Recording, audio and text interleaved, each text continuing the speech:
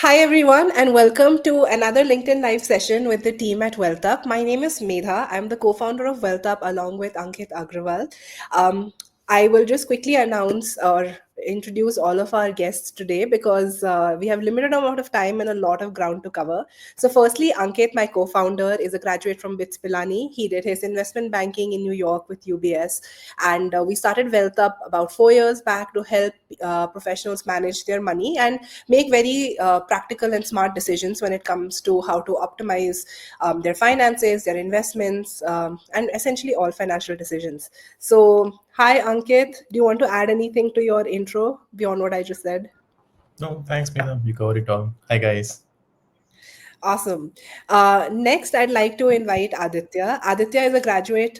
He did his MBA from ISB and he's currently working for a SaaS company in Bangalore. And we invited Adithya because we've known him a while and he has a lot of cards. So, from a user perspective, wanting to understand how do you actually manage these cards? How do you redeem your points? What are some of the hacks that he has been able to uncover? So, giving a very user first perspective is why Aditya is here. Welcome, Aditya. Thank you so much, Medha, for the intro. Great. And finally, we have Ashish, who is going to be our credit card expert on the call today. A little bit about Ashish.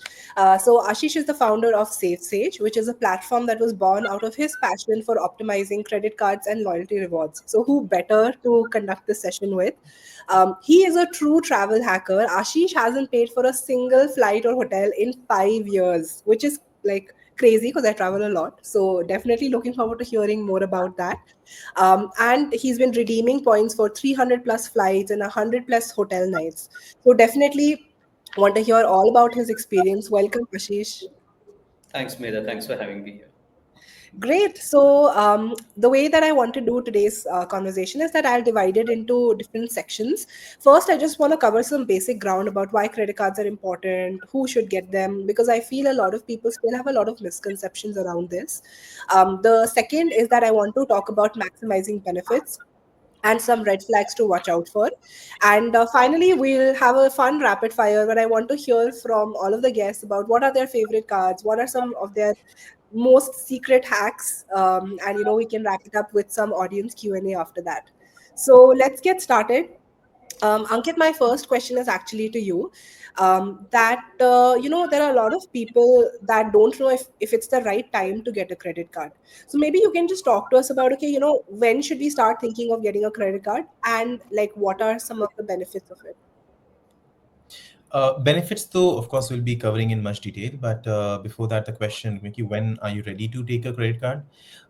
If you are someone who's able to consistently save, over 20% of your net income, net salary that you're getting in your account every month, that is when you're ready to take a credit card. Which variant, what are the benefits? All those will be covered, in our discussion. But first of all, the very basic question: if this is not being met, you are very close to get into that slippery slope of using credit card for everything, and then maybe not paying it on time, paying just the minimum due or things like that, which is not a good situation to be in.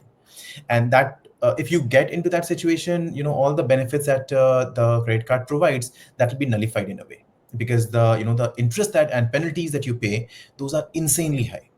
So you need to be a disciplined person when it comes to managing your money. When you are there, that is when you are ready. कि हाँ भाई, okay, now I can see how is it, I can make my expenses and whatever, wherever you are going and whatnot, earn for you in terms of rewards, discounts, and whatnot. Okay. So, Ashish, maybe you can talk to me a little bit about, what do banks look for when we are applying for credit cards, right? So, I know that if you're starting out, you have to start with very basic cards and then you move up. So, maybe it will be helpful to know what are some of the prerequisites. To begin with, the bank would really want to know if you can really pay back the amount because it's a form of unsecured debt that the bank is giving you. So if they would underwriting basically means checking your repayment capacity. So if you're not able to pay the bank in full, that's a risk which no one really wants to have, right? So the bank to begin with will check your repayment capacity, and basis that they will assign you a credit limit. So a lot of banks probably begin with a 10,000 limit for entry level users, and it can go up to probably even 40, 50 lakh, or in some cases there cannot be a limit at all. So it's a limitless card. You can literally go and buy a plane and not really have any issues with using your credit card. So one, your repayment capacity. Secondly, they do check your bureau score. Like I said, it's a form of unsecured debt. Now, checking your bureau score is mainly to see what has been your behavior in the past. So if you've taken any form of loan in the past, maybe a credit card, a housing loan, a car loan, or education loan, or anything, what has been your repayment behavior in the past, and if you did pay your loans on time or not, because that again is a big factor. The thirdly would be your income, but income again may or may not be that big a blocker, because income basically decides what is the variant of card which the bank should give you. Should you get a premium card? Should you get an entry level card? Should you get something in between? So these are some of the factors which the bank, of course, there would be a bunch of other things as well, but these are some of the factors which the bank really looks at. Other factors can be, for example, your geographical location. So, for example, MX in India issues cards only in top nine cities. They don't really go beyond the top nine cities. Now, it may be from a repayment capacity perspective, maybe borrower profile perspective. There can be a lot of things. You can have age as being one of the bottlenecks, right? So, some banks have a criteria where they don't issue cards beyond a certain age. So again, a lot of factors which the bank will look at, but the top ones would be your repayment capacity, your income, and your past repayment behavior. Okay, thanks. Thanks for that comprehensive answer, Ashish. So I just want to hear from everyone when they got their first card and what card it was. So maybe Aditya, we can start with you. So when did you get your first card? How did you stumble upon it? Yeah. So well, my first credit card came when I joined HSBC, right? Like right out of MBA. And as an employee, you obviously have to have an account with them, and that account came with a credit card, right? So my very first credit card came because I was looking for a bank. Uh, and at that time, I didn't really even use it, right? I was like, hey, debit card, debit card. I didn't know the difference. What is the benefit of using a credit card? And it just seemed like a hassle, because now I have to like think about repaying it. I have to take the statement. I have to remember to pay it back. All that stuff. It seemed like a hassle, right? Because I didn't know what the benefits of it were, and it was also a fairly basic card, so you I didn't think really get much this will also be pre like some of these payment gateway days, so you actually had to go value. to probably your banking and pay it, which is like nobody likes doing that. Exactly, right? So which is why I didn't use my credit card at all for a very long time, even though I had one, right? And obviously there are ancillary benefits of getting a better credit score, etc., which a lot of people don't even know about, and I didn't know about at that point either, right? So even if you're not getting benefits out of it, there are ancillary perks you get just by swiping that card. So that's how I got my credit card first. The first card I actually used was because HDFC used to have an offer for alumni, right? Which people used to be gung ho about, and seeing all the noise around it is when I first did my research to understand what exactly is a credit card, how do you benefit out of it, and why is there so much hoopla around this card, right? And that was the entry point for me to understand and get into the world of credit cards, if you want to think of it that way. And what card was it? This was the Diners Black, right? So about 3-4 years Oh, ago, HDFC used to give Diners Black lifetime free for yeah. all Imagine Americans. like your Started first off with a card. fancy card. Awesome. So, what about you, Ashish? Where did your journey with credit card start? So I got my first credit card at 18. This was back in 2005. So during my summer vacations, I was working in Wipro call center. So this is after my first year of college. During my summer vacations, I went to work with them. They opened a salary account with Citibank, and Citibank gave me a Jet Airways credit card. I was all of 18, and we considered ourselves to be lucky to have a credit card. I think it had a 10K limit or something. Was not aware about the features or anything. I knew there's something called credit card, which people in US and other developed markets use a lot, and it's not really that mainstream in India. So I thought of myself as being in the top probably 1%, and I've arrived in life without any features or anything. But yeah, that's how it was a Jet Airways card. So yeah, that was the card which I had. Okay. And what about you, Ankit? I also got my first credit card when I started working. It was from HDFC. I was very apprehensive about it because I had heard about the stories, these penalties come and whatnot. And I was like, I'm not going to get a credit card unless and until I know there is an option of auto pay. I know that I won't be spending too much money. I won't be, spend thrift, and I know that I'll leave enough money in the bank account. So still, my theory is that I don't buy anything on credit card that I can't buy in cash. So I just ensure that that money is there in the account. And once I was, assured by the bank guys, okay, there is an option of auto repay. That is when I got this, and it was HDFC Titanium or something. Great. So I think first salary and like that connect with the card is there, and seems like HDFC really captured that market for people. I think it still does. Like a lot of people have, their first cards being HDFC. So want to hear from you, Ankit, about what are some basic rules about using a credit card. So we know these terms like credit utilization ratio and this that, but if you could just break it down and say, okay, here are some thumb rules. I know you already said when you should get a card, but like let's say I have a card now, some basic rules about like how to use it in a way, like you said, maybe turn on auto pay. That could be one thing. So if you could share similar rules of thumb to make sure we're not falling into a debt trap. Uh, Debt trap though is key. Pay the amount in full. Say 5 odd days before the due date, at least 5 days or so. Um I try to optimize on both the sides. So I try to pay very close to the due date so that the money that is in there in my account, it can earn whatever small amount of interest. But don't stretch it too close, because there are the platforms that you may be using may not process it within X amount of time. They may take 1 days, 2 days, to settle it. So 5 days is a safe number. Uh, Pay only, spend only on your card what you would be comfortable buying in cash. If you don't have the money, don't buy it. Thinking, okay, I'll buy this latest iPhone and I don't have the money, and I'll, keep paying it for over EMIs for next whatever months. If you can't afford it today, just don't buy it. Okay, and it's extremely important to pay the entire bill in full. Don't go by "Ki this is the minimum amount." There was a client who was like, okay, I'm paying minimum every month. I don't know why ki my the amount is piling up. He didn't even understand how it works. Generally minimum is 5% or I think 500 rupees or something, the higher of two, something like that is there. So what important to pay the entire amount in full before the due date.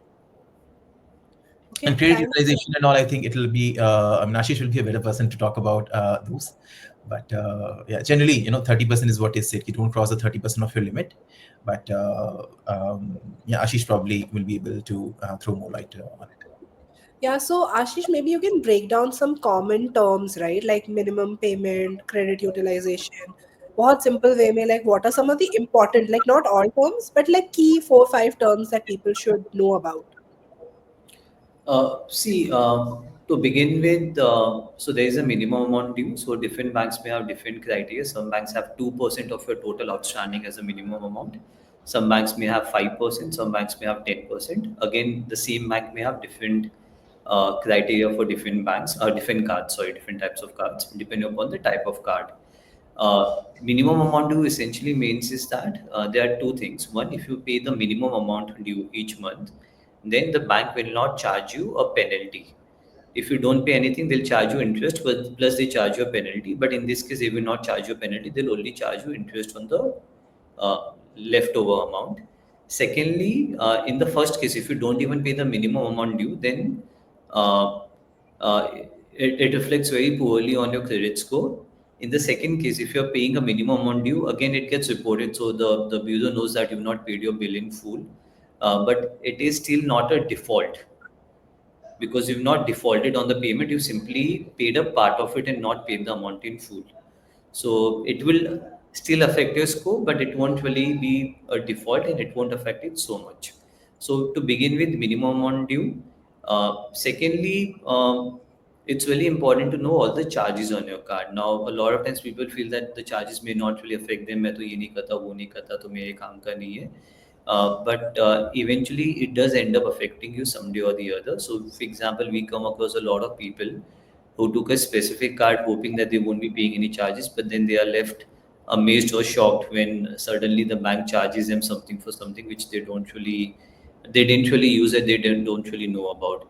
So it's important. Some of the charges that you should know about is if there's an annual fee on your card or not, if there's a joining fee and an annual or renewal fee on your card, Then if forex charges, for example, some cards charge you 3.5% plus GST, that's come to 4.13%. There are some cards which don't charge you a forex fee. Uh, so that's again a very important charge. Thirdly, which is coming up only recently, is the launch access charge. So what happened? A lot of people actually got cards, and the banks were also very did sell a lot of card to users, saying that you get launch access free on this card or even SPY access free on this card. Now, what happened after that? People have taken those cards, but the banks also went out and devalued the card. So they put some leniency for you to really use the card. Now, what we've seen lately is that people probably end up using the card at times, and then there's a charge which gets levied, and then people are arguing with the bank that the charge should not have been levied on my card and all of that.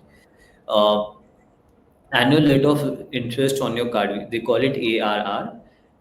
But while that's important to know, but I would say you should always pay your card bill in full, because no matter which card you have, the other than one or two cards out there in the market, any card will charge you, if not more, minimum 2.5 to 3% on a monthly basis, which comes to about more than 35% minimum annually, which is the most expensive form of debt you can ever take. And then you may have some smaller things, like, for example, if you're redeeming your rewards, there can be a redemption fee and all of that. Uh, I echo what Ankit also said. So you should try to keep within your total overall credit utilization to less than 30%. Anything above 30 becomes uncomfortable for a bank, uh, and it may affect your score. Also, the number of inquiries you do for from a bank, right? So the number of times you apply for a loan or the number of credit cards you apply for at the same time, this would also affect your score. Uh, Finally, keep a check on, not related to credit cards directly, but make sure that you keep checking your credit score on a fairly regular basis, so that you know if you are in the safe zone, in the not so safe zone, if there are any unauthorized credit card inquiries or anything that has happened on your account or not. And if you are aware of the same, you can take action accordingly. Yep. So I had a question on that, right? So when you're saying this credit utilization 30%, is it 30% on every card or 30% This is across? overall basis or total. So they sum it up. They sum up the limit across all your cards and how much are you utilizing across everything, and that's the limit which they really look at. I just want to add one more point to what Ashish was saying. He just make sure that you have those notifications on. कि whenever there is a transaction on your card, SMS, email that you get, so that you're aware that if a transaction has taken place, you are being notified of it, so that unauthorized transaction can be caught in early. Yeah, so just adding on to what Ankit said, so I would say it's really important to be aware of your rights as a card holder, which I don't think people know. Even the most savviest of people who use a credit card may not really know their rights as a credit card holder. So if you know your rights, you can always go back and go back to the bank and uh, counter any charge or anything that they may put on your card. You may also go and file a complaint with RBI. But you can go to RBI Ombudsman. A lot of people are not even aware of it. So, if I have to share some numbers over here, because we keep talking to a lot of people, I think it's very safe to say that more than 95% of people who use credit cards in India won't be aware about the basic things when it comes to their cards. For example, what are the charges on their card and everything. Not even 1% of total population would be aware about their rights as a card holder, or if they can even approach RBI, for example. We have cases where we literally have people who are worth millions and millions of dollars, and they use the most expensive card in the market, but they have very little knowledge as to what they should be doing when a particular incident happens on their credit card. So, Ashish, what are some of the rights, or maybe you can also say like, what are some of them that maybe everyone should know about, and where can we go and like read more about this? See, to begin with, it's a fairly straightforward process. So, if you are not happy with something as a user, and if you feel you've been treated unfairly by the bank, the first level of escalation. I mean, of course, you should go and talk to the customer care team of the bank. But the first level of escalation would be writing to the nodal officer. Now, all the banks have nodal officer email IDs clearly mentioned on their website. You can also go and get the same thing from RBI. But for example, if it's HDFC Bank, if you just do a random search on Google, for example, HDFC Bank nodal email, you'll get the email ID. You can share your grievance on that email ID. Banks by law, by RBI, are required to report all the complaints they get to their nodal officer. They not individual complaints, but the numbers, the summary as a whole, as to how many complaints are they getting, what is the nature of the complaint, they have to report to RBI, and how much time they took for the escalation. So nodal officer is one. If the nodal officer is not able to resolve a complaint either, then you have an option to go to principal nodal officer. So basically, all the nodal officers in a bank report to a single principal nodal officer. So an HDFC bank would have multiple nodal officers, for example, one for Delhi, one for Bombay, one for Maharashtra, one for Pune, or even nodal officers for specific products. But all of them, they come under principal nodal officer, who is a person responsible at an entity level. So HDFC Bank as a bank would have a single principal nodal officer. So you can always go to the principal nodal officer as well. If the principal nodal officer again is not, again you can get the email ID. It's all mentioned together. You can just do a random Google search. You can also check it on the Savesage app. If the principal nodal officer is also not able to resolve your complaint, then some banks may ask you to write to their customer service head or the CEO, and some banks may not have anything. So then you can go to RBI.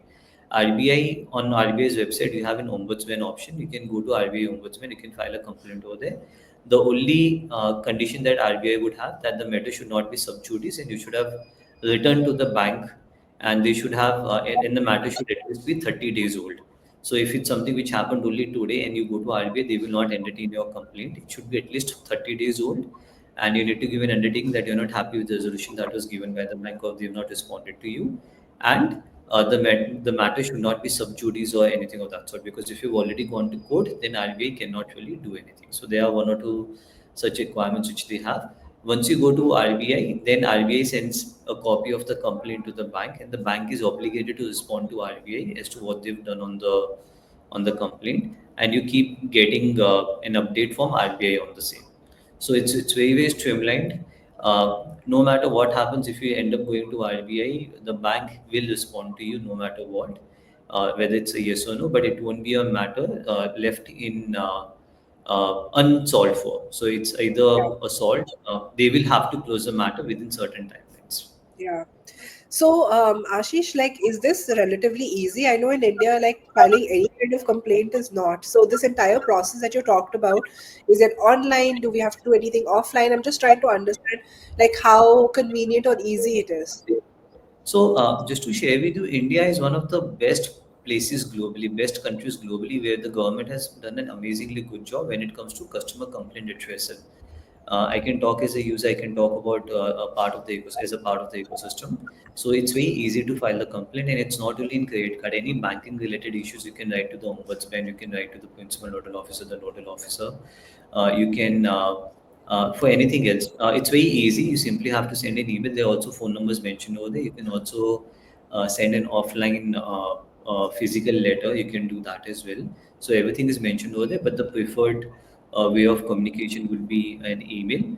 Form is a registered email ID, and uh, personally, I have probably dealt with nodal officers of, if not more, at least 4 to 5 banks in India, and I can assure you, all of them are very prompt. The government is very strict when it comes to all of it. So the banks, if it gets escalated to nodal officer, you will get a report, you will get a satisfactory answer, and they have to report everything. In fact, uh, RBI has very, in India we don't make it public, but RBI is very. I've spoken to lots of people. Some of the I've worked in the fintech space as well. RBI is very strict when it comes to the kind of complaints and the number of complaints they're getting against a bank for any specific use case. It's very So, easy. You simply have to send an email. That's it. okay, okay, that's good to know. Ki something is easy. Because getting in touch with customer care sometimes is like really difficult. So good to hear that. So we're getting a lot of questions about what is the best card, etc. So I will take those questions. But to kind of segue into that section, I just want to know how many cards do each of you have, right? So Aditya, how many cards do you have? I have 8 cards. Okay. Ankit, 3 cards. Ashish. I have 15 cards, another probably 8 cards for my wife. So that's 23 cards which I handle. It's my profession. Okay, so then Ashish, the question is that, should we have a lot of cards? Should we have less number of cards? How do we kind of decide? And then I'll ask you some specific questions about what are good cards. See, I would say there's no right number of cards. I would say it's very subjective in nature.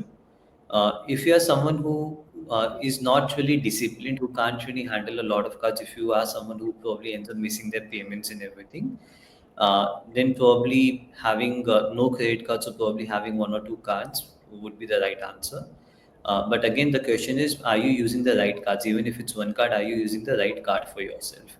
If you're someone who is comfortable handling a lot of cards, and if you want to optimize each and every transaction that you do and use the right card for that transaction, then probably having a higher number of cards should not be an issue. Of course, I don't recommend having 15, 20 cards unless you are very, very passionate about the space and you really diligently follow everything. But Or having you're, three. or you're a customer of Savesage, then you can track it. Yeah, then we make it very super easy for you to handle and optimize them. But otherwise, three, four cards, I don't see that being a very big challenge for people. See, even if you look at the number of cards per person, right? So in US, it's very common for people to have 7, 8 cards. In fact, the average number of active cards per person in US, when I say per person, irrespective whether you have a card or not. So total number of active cards in circulation divided by the population of the country. In US, it's about 3.8 as we speak. That's in India, it's 0.08. So you can see the number of cards people have in US and even in India. Uh, with more and more people being aware of credit cards, how to use them, penetration, more and more fintechs pushing this, the number of cards per person is bound to go up. The absolute number of people having credit cards will go up. And with more and more tools, for example, like Savesage, we have a lot of other platforms as well, which make it easy for you to really track your cards, manage them, pay your bills on time, optimize your cards to get the best value out of them. Again, this will go up. And finally, something which personally I'm very bullish about, which will really help people own more credit cards and help credit card penetration in India, is the entire credit card on UPI.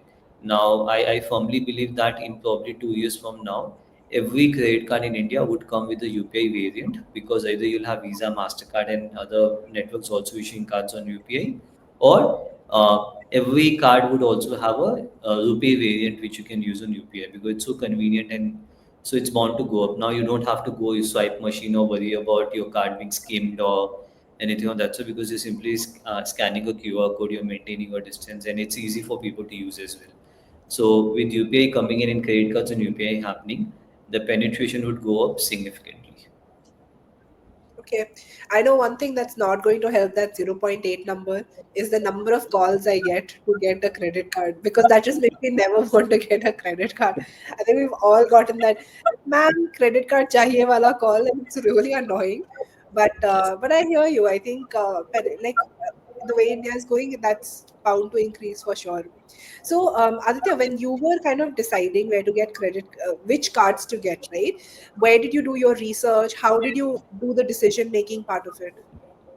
Got it. So my logic has always been I want to have one card from every bank, right? Because these guys have offers and they partner with different banks all the time. So if you want to take and get the benefit of it, you need to have those cards, right? So obviously, like my primary card is the Diners Black, but ICICI has a lot of offers. IDFC, when I got it, used to be very good, right? Like they used to have about 2.5% return rates. Now that's again been devalued, but I keep it because they give me a 14% ARR. Right? So if ever I need to have a loan in the unlikely scenario, it's a good backup to have. But Right. my philosophy has always been have the breadth across the banks. I usually try to get the cheapest card or the free cards because typically these offers are not segmented by what kind of card you have. They typically just say ICICI bank card, right? Not necessarily ICICI Sapphiro, something like that. That's one way to do it. And I look for use cases where like I would use it, right? Like for example, there are cards which give you Emirates points, which I would never use or I would use once in 3 years. So a card like that makes no sense for me to get, no matter how good it is, right?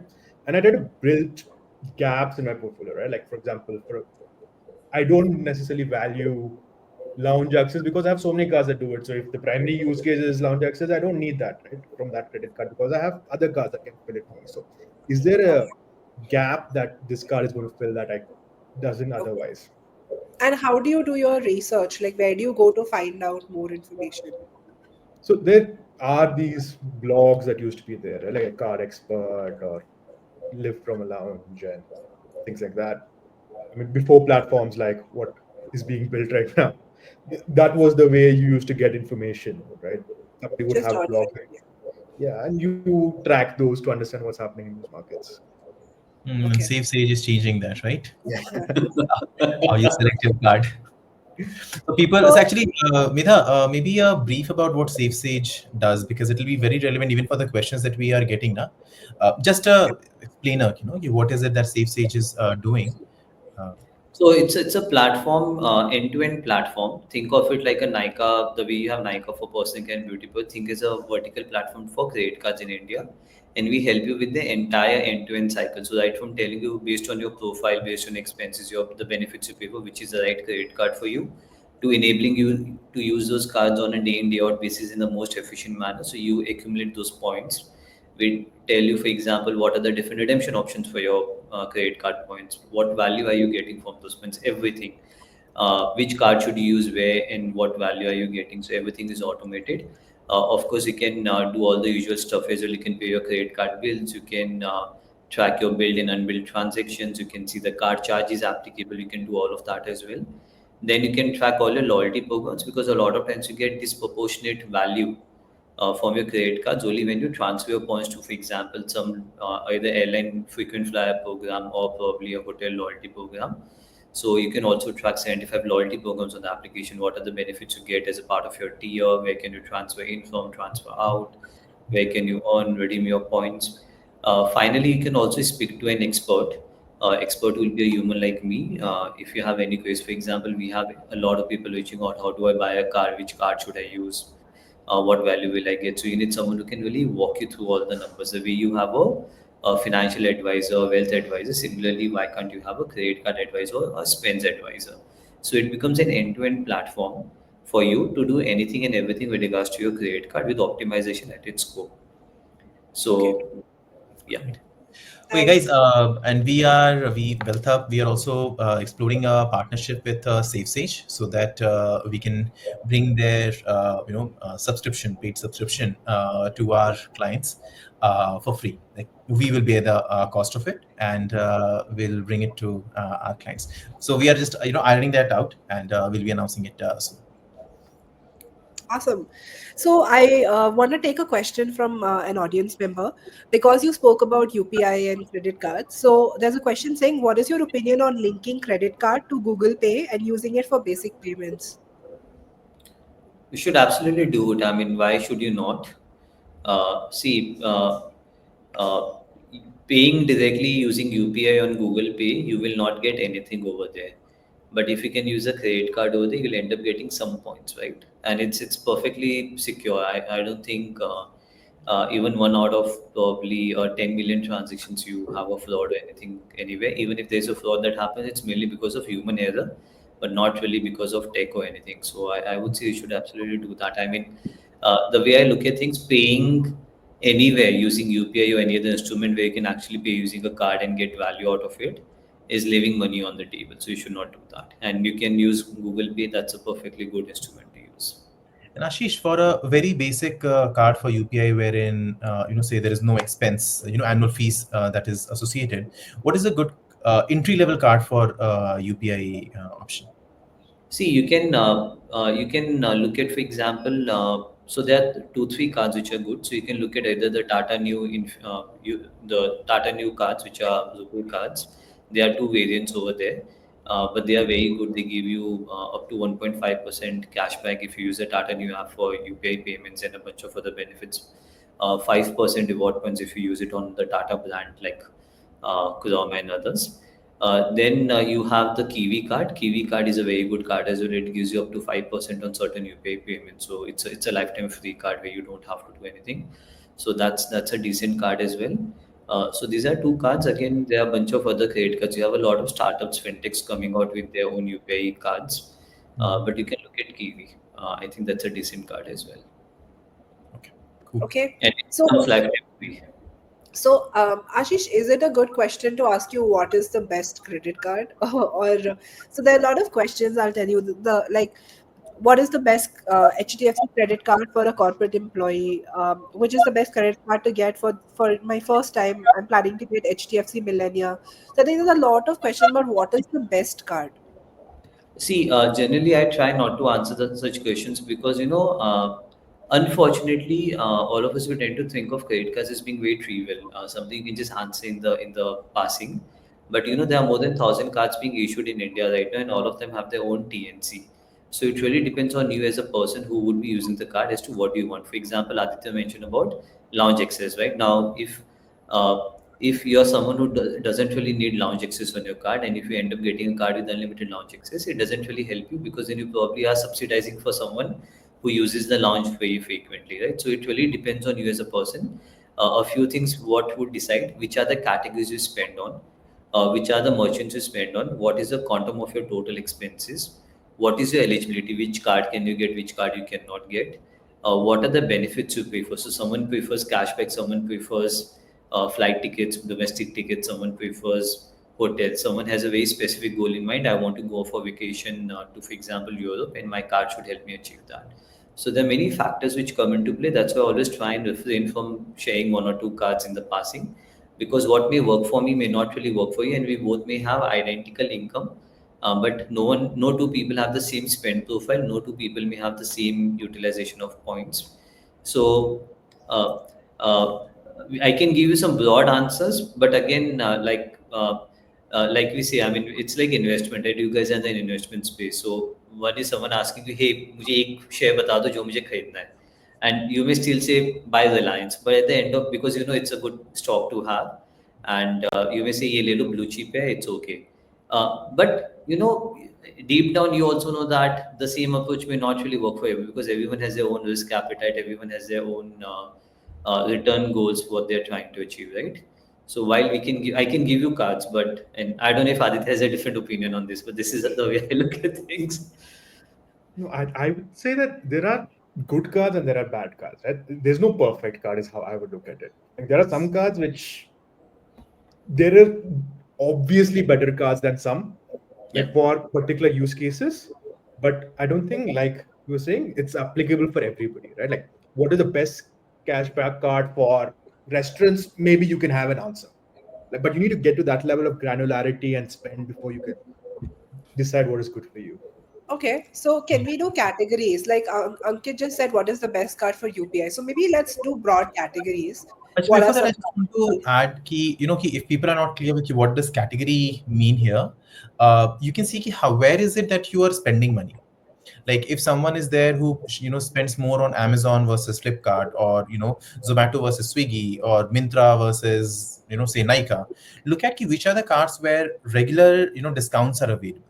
That can be one way to look at which card you're selecting, right? And categories may, of course, it will also be the case to say you do a lot of grocery shopping, or you go dine out a lot. So those are categories. You can say grocery is one category, dining is one category, and based on that you can think, okay, which can be a good card. Yeah, Meena, please. Yeah, no, actually, over to Ashish. If you can just tell us broad categories, and maybe some. I don't know if there is a rule of thumb that you can suggest. Yeah, definitely. So, for example, a lot of people look for fuel cards, because fuel can the and you have a bunch of co-brand cards over there. So, fuel can the you've got some very good cards. You've got Indian Oil with Kotak, you've got SBI with BPCL Octane.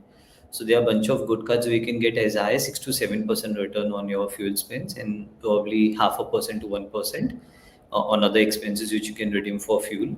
Then you've got travel credit cards, which when you spend directly on travel gives you disproportionate benefits, probably direct airline or hotels for people who travel a lot and spend directly and who prefer travel benefits. So you've got access at least, you've got a bunch of other cards.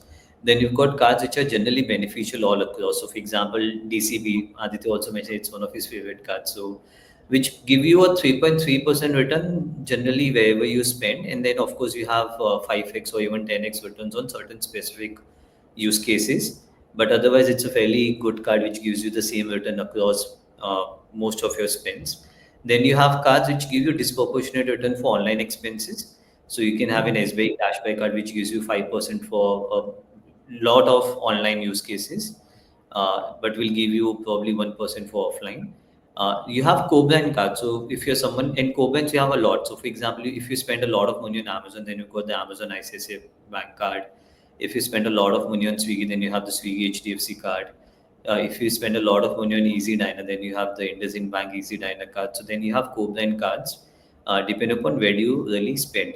You had the Vistara or now the India cards for people. So there are different cards. If you generally rule of thumb, maybe if you end up spending disproportionately on a single merchant, it's always good to look at a co-brand card if that merchant has a co-brand card. If you spend online a lot, then look at cards which give you disproportionate value on online spends or offline. Or if you have one specific category, for example, travel, fuel, or something of that sort, then you look for a card which gives you disproportionate return on that category. So, Ashish, then, just the question, like, I saw this one influencer say that, in the pursuit of getting these cards, we end up spending more because we have to meet the minimum amounts, right? So, let's say that you have 23 cards, or Aditya, you have 8 cards, right? So, I think that was the counterpoint, and I never understood that, because to me, it made sense because it's like you're just spending because you have to meet this limit. So, what are your thoughts on that? So two things over there. So one, to this specific point, you need to have discipline. If you are not someone who can uh, maintain or manage yourself or your those temptations from a discipline perspective, you should not get a credit card. Temptation to overspend, temptation to hit those limits, temptation to go beyond your means, then you should not get a credit card, because then you end up falling into a debt trap. So one is you end up overspending beyond your means, and then you fall into a debt trap. In credit card, it is the worst form of debt to have. So that's from this perspective. And frankly, if you ask me, I'm a part of the ecosystem. Credit cards to me are nothing but a Ponzi scheme where you take money from people who are undisciplined and give it to people who are disciplined and who use their cards in the right manner.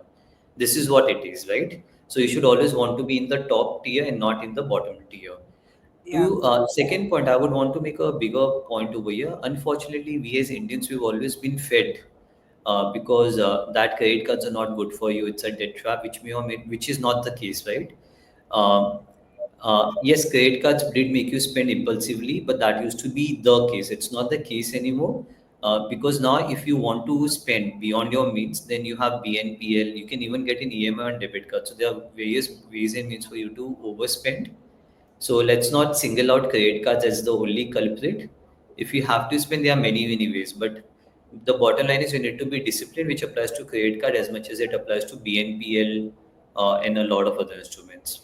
But But yes, yeah, but Ashish, I have Ashish, a question here. I have a question here. Ki, is there an easy way to track key on my various cards that I have? How much of the required amount, the limit that is there that I have already reached? Because what happens is ki, for me to track key, summing up all my bills for past say 10 months, I'm like closing my annual whatever my cycle is. That is something that cannot be very easy, very convenient.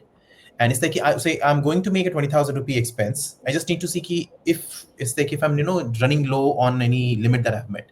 Is there an so easy way to do it? so basically, you're asking if there is a way to check if you how far or close you are to hitting your annual milestones or whatever That's true. bonuses for on your card. That's true. So, Aditya, Bonuses, can minimum requirement, whatever it is. Yeah. So from what I know, there is no automated tracking. People do it on Excel. People do it or probably call up the bank and help. Or some banks also put it in the monthly statements. I can. So I don't know if there is any tool in India right now. Of course, I can talk about Savesage. You will have such a tool on Savesage very very soon, where we will track your annual cycles. We will track the benefits. We will track everything and guide you as to what you should be doing and you should not be doing, and how far or close you are to your milestone. Okay. Because just recently, my annual cycle for my Dennis Black was getting over. It was a new cycle that was starting, and my limit is key minimum amount that I need to spend is 8 lakhs, and I wasn't sure key if it has been met or not, and I was going to make a so 50 60,000 rupee transaction, but I was getting a discount somewhere else, on another card. So I was like, if it is key with this 50 60,000, I need this here. So some whatever 3,000 discount that I'm getting there, I'll just forego that to save the 12,000 rupee of fees here. So if it is easy to track, it would be helpful. Okay. So I don't know, Aditya, do you know of any tool at I use least? Excel sheets for all. I use Excel sheets for my points tracking also. You should move to Savesage now. Yeah, But yeah, I it's was. a pain point. So Ankit, it's a valid point. It's a pain point for people because you're not able to track your cycle. You're not able to track the milestones, how close or far you are. And this is what I mean when I say we are trying to solve everything and anything when it comes to credit card pain points for users in India. So Milestone is my another thing. Even though, say, the annual spend limit is on the higher side, but there are, intermittent those milestone. If you spend 2 lakhs in 3 months, you get this bonus or this voucher or stuff like that. Just being aware, okay, this has been met, and how to claim those, because I have never claimed any of those vouchers, right? So just knowing, okay, the voucher like that exists, that I just need to go and claim. So now you know you're subsidizing me and Aditya when we go on our vacation. Yeah.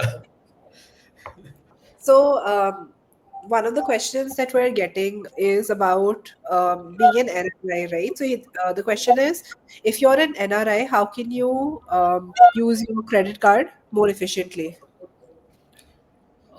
If you have the Indian cards, if you're able to get Indian cards, for example, and if you're able to get the good Indian cards, right, then it's basically a question of comparing the returns you'll get on using your Indian cards versus whichever country you are in, and what returns are you getting on your credit cards over there, and comparing both, and it gives you an idea as to which card you should be using. It's a simple maths. It's no rocket science. It's returns on one card versus returns on other card. Uh, but one thing we need to keep in mind is that if you have an Indian card, there's also a limit. You can do only up to 10 lakh rupees in foreign currency in a year. Beyond that, you end up paying TCS, which may or may not be lucrative. A lot of people also have specific credit cards for their families back in India, and the bills are paid by NRIs, but the cards are being used by their families back over here. And they need help deciding the right card as well because the families back in India may or may not really know the benefits. But the NRI, for example, maybe an educated son who went to US is being there, can get Indian cards, got Indian cards, families using the card away, and this guy ends up redeeming their points every once in a while. So there are multiple use cases. You can So, use Indian cards if you're eligible, then it's only comparing what returns you're getting on Indian card versus whatever other cards you have access to. okay. But if you're generally speaking, if you're using an Indian issued credit card abroad, particularly on a more regular basis, the forex charges will add up. No. So there are certain credit cards where you get disproportionate returns. So for example, if you have a very top tier card, for example, a Magnus Burgundy. So every time I use my card, I can get up to 14-15% benefit on my credit card. In lieu of that, even if I'm paying 2.36%, because it charges you 2% forex plus 18% GST, so that's 2.36%. Even then, net I'll end up making 11-12% in travel benefits. For example, compare this with some place like a UK. In UK, there is a regulation, so they regulate the amount of money that Visa or Master, I mean, basically banks make from the MDR. So over there, the benefits are very low compared to Indian credit cards, right? So you're better off using an Indian card. You compare this with probably some place in US. US, you have even more rewarding cards at times. So then you probably are better off using a US card. So it really depends. Uh, but in India, again, not many people have access to Magnus. In fact, very few people have access to Magnus Burgundy, right? So doesn't make sense. See, if you end up using a very basic card in India, you end up paying 3.5 plus GST. So that's 4.13% forex charges. So you should get at least, if not more, 5.5, 6% return on your credit card to justify those charges. Right. Like I said, it's a question of maths. It's not nothing else. You look at the charges you are paying, you look at the benefits you are getting, and you have the answer with you.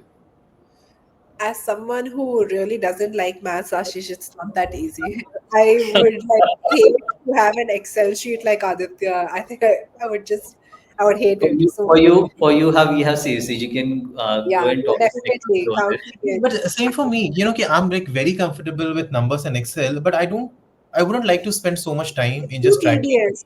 So Yeah. this opening is each of my bank statement, So this is credit why card. people are not doing this. So this is why people don't do this. And I was having a conversation last evening with someone who is very, very active and very senior in the card space in India, and we were discussing a number, and both of us eventually came down to that: how many people do you have? People like me and Aditya. So in India, the whole of India, and we came to a number somewhere between 18,000 to 21,000. 21,000 would be the top estimate, 18,000 would be the base. Now, these are people who very diligently, very clinically look at all the card benefits, use their cards. So, all of us, people, anyone who uses a credit card would try to optimize the card. So, no doubt about that. But the point is, people who systematically spend a lot of time and effort get all the cards and use their cards in the proper manner. So, it's not a very high number. Now, why is it not a very high number? So, there are a bunch of things. One, there is a clear lack of awareness. Why awareness? Because a lot of people, if you talk to them, they'll say, "Yeah, आधा percent और मिलेगा. I don't want to go through all the hassle for half a percent." That's But in pain. reality, But like yeah, pain. yeah, but Meda, the point is in reality, you can actually get up to 12, 13%, right? But no one told you that. So that's one of the key reasons. So I call it unawareness. People are not even aware. Same thing goes for example, loyalty program. Every time you fly, I know people who fly very frequently, very educated people, and they thought that loyalty programs, you need to take 100 flights to get one flight free, which is not the case. And they were not even collecting their airline loyalty programs, which is not the case, right? So one point is unawareness. Second is capability. Now, when I say capability, uh, for example, Ankit is a very good entrepreneur. He may be very good in investments. He may be good in many other space, right? Uh, not everyone has to be a credit card geek. Not everyone has to be amazing in every space, right? So, for example, there are many areas where I chicken out. I'm like, क्या करना है समझ में नहीं आता, right? For example, mutual funds, which I'm sure Ankit will be an expert in. So, second, not everything is everyone's cup of, I mean, cup of tea. So credit card, similarly, not everyone can make sense of it. So that's a capability issue, right? Third, the time and effort required. So even if one and two are checked, but if Ankit has to spend, sorry, Ankit, I'm taking you as an example, Ah, but sure, sure. but if Ankit has to spend, for example, 3 hours, 4 hours on a weekly basis going through a lot of social media content, go through a lot of literature, make sense of it, and then decide for himself, by taking a lot of cognitive load कि boss मेरे लिए कौन सा सही card है मैं इसको कैसे यूज करूँ अंकित में से boss doesn't make sense for me to take so much of pain to save 5,000 rupees on a weekly basis. I'm better off spending this time with my family because that's what I value more. So that's another issue, right? And when you put all of it together, this and then fourth, of course, you don't have any ready-made tools or anything out there which people can use. Right? Not everyone wants to do things on Excel and all of that. So there are multiple reasons why. And finally, fifth, I'll probably say this as well. A lot of times, people also feel there's a social stigma. So if I'm trying to optimize everything, then people may think of me as a cheapo, and you may not really want to show it. So these are five things which, because of My which wife people are gets frustrated with that. may fall in one bucket. You may fall in more than one bucket, and these are the kind of things which you need to solve for because there is a lot of value to be had which you are leaving on the table. Yeah. I Even think for key investing, Ashish, I say this key. In order to manage investments on your own, you need three things, all three. You need to have time, you need to have interest, and you need to have skill set. Yeah, If you lack same. any of Like I mentioned, same thing, right? exactly, so if you lack any one of these, it's difficult to do it on your own, and it's just better you take an expert's help. I mean, that person will charge you a tiny fees, but the return that you will get is going to be much better. So you just might do it and आप just be investments के लिए करते हो हम खर्चे के लिए करते हैं. exactly. So whatever X amount of fees that is there, right, for Savesage, is like just see if you're able to extract that value or not, right? And another thing that I observed, and something that I also make mistakes on, कि वो middle class mentality, right? कि not paying for anything. कि यार यहाँ पे 10 rupees, वहाँ पे 100 rupees, जो भी है फीस की बिना दिए, if there is a way to do it on your own. We don't value as our time as much, but with that, and it's not just the time, it's also about the knowledge, the skill set that is embedded in the fees that you're paying, right? So if you do that, I mean, the results that you can get, the benefits that you can get can be disproportionate there. यार so. देखिए sorry अंकित या आपने भी you would have gone through this as well and at least I also go through कैसे people in the passing I know you are a senior person you make X crores on an annual basis but you don't want to pay, you don't want to pay for example say $1,000 over here so आप जाते हुए पूछोगे it happens quite a lot या कोई card बता दे कौन सा card लो मेरे लिए which is the right card and I said it doesn't work this way and I'm sure it would be happening for you as well चलते समय यार कोई म्यूचुअल फंड बता या कोई स्टॉक बता दे कौन सा लो. So Absolutely. Yeah. that's Indian mentality, fully aligned with you. So I we are actually kind of reaching the 1 hour mark, and I know Ashish has a hard stop, but I would be remiss if I did not ask Ashish a very important question. So Ashish is traveling to Bali almost for free. So how does that happen, Ashish? How do we get free trips and Yeah, I'm, um, you I'm know, optimizing everything. We are going to Bali today, three of us. So we are traveling, and they have a direct flight from Delhi. So that's tickets worth probably when I booked the tickets were going for 49.50K per person. Tickets worth 1,50,000. We paid 16,000 in taxes only. The remaining was using 150K India points, which came for my mail. In this case, it came from my SBI India signature card. So that's 15 lakh rupees in spends. Uh, Hotels, we are putting up for 5 nights in a Marriott property, which is about a premium nice property vesting over there. So that's about 1.1 lakh rupees worth of bookings using and we paid nothing in cash over there. That's on my MX card, MX reward points. And then we're putting up in an Accor property for 2 nights, which is a booking worth 86,000 rupees, and I'm paying about 250 rupees only. That's using points on my Axis credit card. so yeah, definitely an inspiration, If it Ashish. makes you feel any better, we'll be paying for local food and sightseeing in cash. Sure. So, very quickly, some rapid fire questions for all of you, so that we can get some quick answers. So, we'll start with Aditya. Aditya, what is one thing you wish everyone knew about credit cards? I wish everybody knew credit cards to start with, right? Like that level of awareness is also not there in the country. What about you, Ashish? Uh, the discipline that you need to be disciplined to use them properly. Ankit? Just the basic rules, as we talked about, the minimum is not the what you should be paying. I mean, you should pay the entire amount in full, and look for all the benefits. I mean, some that are on paper, some are off the paper, like the credit score and stuff. People just knowing about it. Okay. Ashish, best redemption ever done. Bali, I just told you. No, but Aditya, there's some better redemption. So a few months back, we went for my son's birthday to Goa.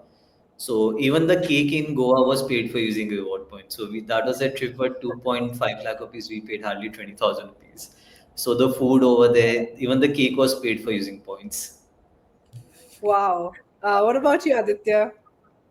I think for me it was. I think I took my parents to Georgia. I think it was about 3.5 lakh tour. I spent about 1.5 maybe completely. Right, the rest everything, flights, hotels were all on points. So, Wow. Um, to each of you. So, Ankit, your favorite credit card? The one that I'm using, Dynas Black, the best benefit that I'm getting is unlimited lounge access, India and international. So I'm enjoying that. So yeah. Aditya, favorite card? yeah, I use the Dinos Black as well, and for me it's because you get up to like 10% return, right? When you get these vouchers through their portals, etc. So easy So ten that's percent. where I am not very good at redemption. I don't know where. I mean, the points are just building up. I am, I have registered for Savesage. I'm just going to explore how is it that I can start redeeming my One points user. there. Yeah. One Two user. users. Two Just going users. to use that. Yes. Uh, Yeah. uh, Ashish, your favorite card? Axis Burgundy Magnus by far. Okay. It, And it why? gives me it gives me up to 14, actually more than 14% in a lot of cases returns on all my spends. Ashish, you also mentioned that you bought jewelry worth 14, 15 lakhs using credit cards. How did that happen? So that's mainly so I've been accumulating a lot of points. I have an Infinia card, HDFC Infinia. My wife also has an HDFC Infinia card, and we've been using the card for 5 years, probably more. And we had a lot of points in there, so we redeemed for Tanishq vouchers. You pay 70% using points, 30% using your card, on which you again get 16.5% points. So we redeemed vouchers worth almost 14, 15 lakh rupees, where 30% was paid by us, and about 10, 11 lakh rupees would be using points. And we bought jewelry, again, not all at once, but over 1.5, 2 years. And the points in most cases were through smart buy where you get 5x or 10x reward points. Uh, so it becomes a very sweet deal. So, like Life Ankit, life is good and wife is happy. on that note, I would want to double click on that and say that is very true. So I'm like Ankit, I just get very overwhelmed with using the voucher. So usually my points are just expiring. Like I'm not, other than lounge access, I don't think I use anything. So I think definitely we'll check out SafeSage, and maybe how we can do another session on how to actually redeem some of these vouchers, because I think a lot of people struggle with that. Yeah. So, thank you so much to Ankit, Aditya, and Ashish, all three A's, I just realized, for being here today. We do this every alternate Saturday. So, today was about maximizing credit card. Our whole point is that we want to bring conversations which are very practical and, the kind of FAQs that we get from our clients. So, do check out SafeSage. Follow Ankit if you want to know more about upcoming sessions and general finance gyan. And we'll see you guys in a week's time. Thank you. Sure. Have a trip to Bali, Thank Ashish. you. Thank you, All right, everyone. then. Thanks, Ashish. Thanks, Okay, Aditya. bye. Thanks, Thanks, Ankit. Aditya. Thank you, Sweta.